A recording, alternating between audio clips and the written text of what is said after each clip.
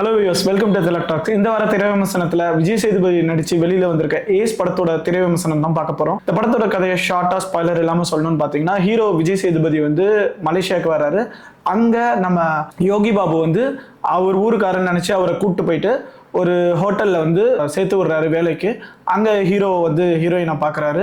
ஹீரோயினை பார்த்து லவ் வந்ததுக்கு அப்புறம் ஹீரோயினுக்கு ஒரு பிரச்சனை இருக்கு. என்ன அப்படின்னு பாத்தீங்கன்னா, ஹீரோயினுக்கு வந்து அப்பாவும் இல்ல அம்மாவும் இல்ல. நம்ம பப்ளு தான் வந்து ஹீரோயினோட வளர்ப்பு அப்பாவா இருக்காரு. அங்க வந்து அவங்கள ரொம்ப குடும்பப்படுத்துறாரு. அதனால அவங்க என்ன பண்றாங்கன்னா, எப்படியாச்சும் அவரை வீட்டை விட்டு துரத்தணுன்றதுக்காக சோ அவரோட வீட்டையே விலைக்கு வாங்கிடலாம்னு சொல்லிட்டு ரொம்ப கஷ்டப்பட்டு கொஞ்சம் கொஞ்சமா பணம் சேர்க்கிறாங்க. இந்த பண பிரச்சனையில இருந்து ஹீரோயினை வெளியில எடுத்துட்டு வர்றதுக்காக ஹீரோ என்ன பண்றாருன்னா, ஒரு இடத்துக்கு கடன் வாங்க போறாரு. கடன் வாங்க போற இடத்துல சீட்டு கட்டு விளையாடுற ஒரு சம்பவம் வருது.